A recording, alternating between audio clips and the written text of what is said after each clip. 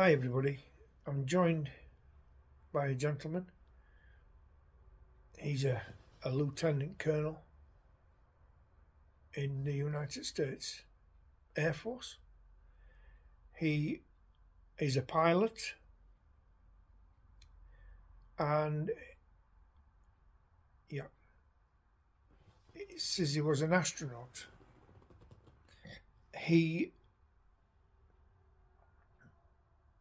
His name is Ed. He says everybody knew him as Ed. It's Edward really, but he says everybody knew him as Ed. Ed White. He excelled in everything that he did. He was captain of various teams and organisations, leaders of military colleges, and excelled in everything that he did. He was keen to serve in the Air Force, which he did, and he was very keen on a gentleman called von Braun. Von Braun's ideas with space exploration. He's telling me that he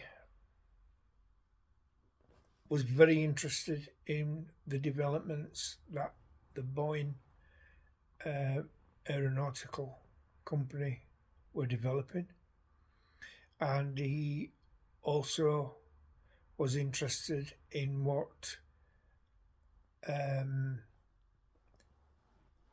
systems were being developed for space exploration.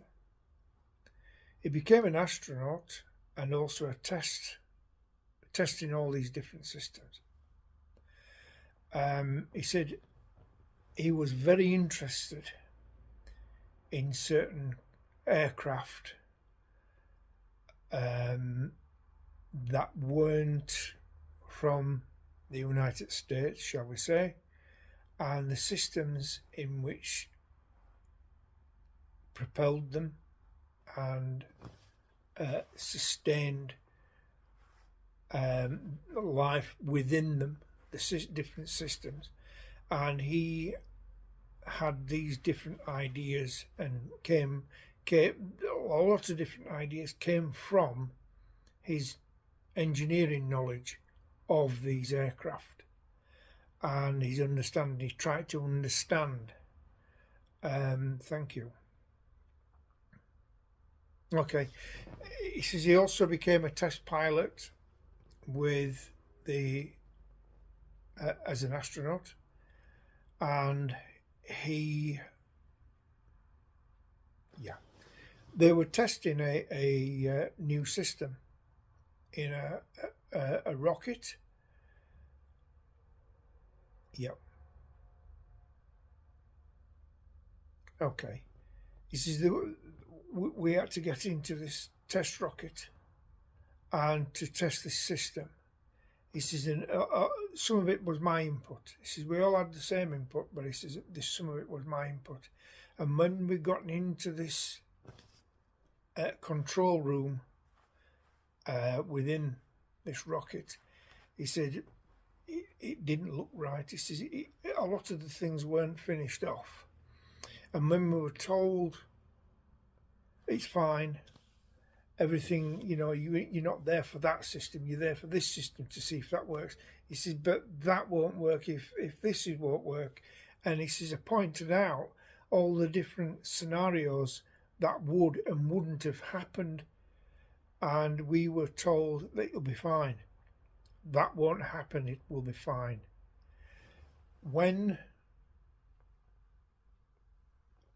Yes. Right, okay. He says that when it went live and initiated power into this control area where he was on this rocket,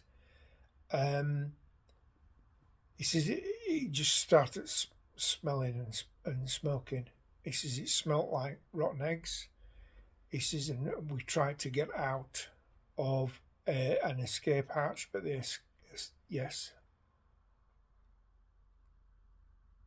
Right, okay. He says he tried to undo an escape hatch which was above his head, and it was faulty. It was jammed. He couldn't open it. He says the next thing he knew, he was in a very white room. He says he was having a right. Okay, he's saying he was having a debrief, and they were told that you had passed away, and he says the fear at first gave way to sleepiness. He says and drowsiness. He says and eventually he says fire ensued, and we were taken to the other side. He says we didn't have a chance. We couldn't escape. He says I tried to tell him that the systems were faulty. The wiring wasn't finished off. It wasn't insulated. He says it was wrong. He says it was completely wrong, but we were ignored, and we paid the price for it. He's got no regrets. He says he enjoyed my life.